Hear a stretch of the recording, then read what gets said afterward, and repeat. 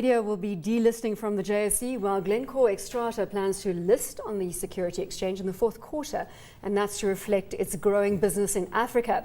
As we delve into Kagiso Media's delisting, on the line is Jacob Hinson, who is the Chief Investment Officer of the company. Clelo, you've got a question since you follow this one so closely. Right. Hi, Jacob. Could you kindly help us with, just for the benefit of the viewers, the reasons why the delisting? Sure. Hi, Stella. Hi, Bron. Just to clarify, I'm actually from Kagiso Holdings, which is the holding company of Kagiso Media.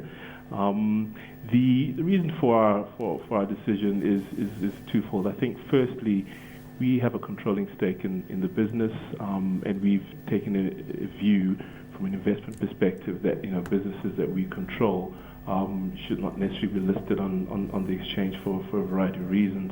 But secondly, and more importantly, we would like to be able to align the strategy of Kagiso Media with our own long-term strategy, including expansion outside of South Africa. Yeah.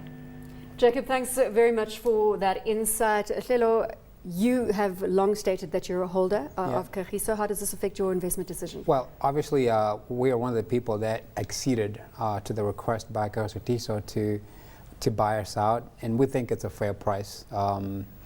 And I have to say that clearly they're doing it for reasons that are strategic and beneficial to them.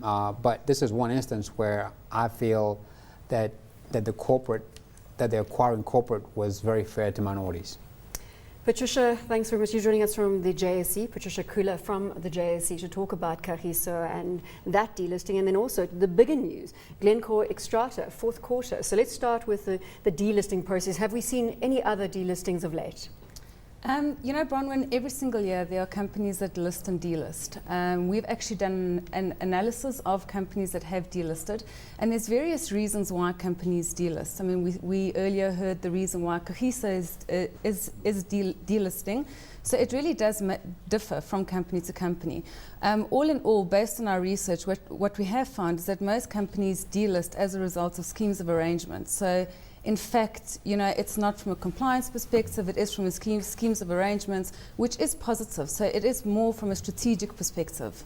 Ian, let's bring you in here. Any comments on Kagiso before we move to the bigger, more positive news? Clelo's comment saying that it was a fair price just makes me wonder if there's more to this deal than is immediately apparent. I always sort of sniff a little bit of conspiracy, and I wonder if it's there. Well, I have no reason to believe so, but... Well, Leela's going to come back. I definitely don't have an answer for you. Well, actually, it must be said that the initial price that was put to us was lower than this one, and it was handsomely lower than this one. And so Kagiso has gone back and tried to bridge the gap and make it whole. Okay. Glencore Xstrata.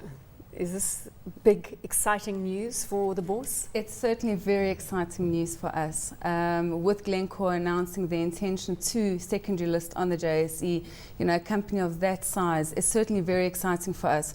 From a JSE perspective, we've got 68 basic resource companies listed on the exchange, and 34 of those are dual listed. So with Glencore coming on board, that would amount to 35. And obviously from a size perspective and market capitalization perspective, we are certainly very excited. And this is a big vote of confidence for the local bourse, Clelo?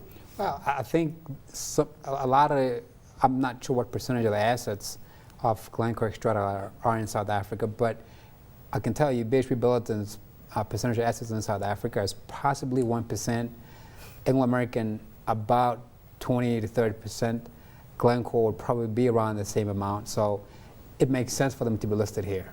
And I guess it makes less sense for Billiton to be here. I'm not lobbying for them to leave. I think they're okay here. Sure. If one looks at the reasons for being here, well, all right, a listing in the country where they have a large part of their business. But why should they want a listing?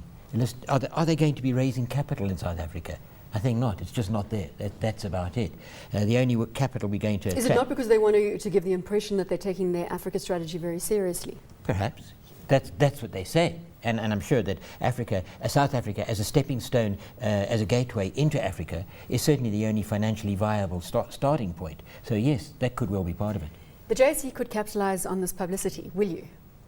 Yes, we certainly will. And I think the point that I want to make to your earlier comments is, you know, since 2011, secondary or dual listed companies did not get index inclusion. Since the dispensation from Pravin Gordhan, dual listed companies get index inclusion, which means that there is a wider pool of capital. And for a company such as Glencore, with diverse assets, not only in Africa, but outside of Africa, and I mean any company for that fact, you know, that have got assets outside of Africa and South Africa as well, do pose a value proposition for potential investors. Sure. From a South African investor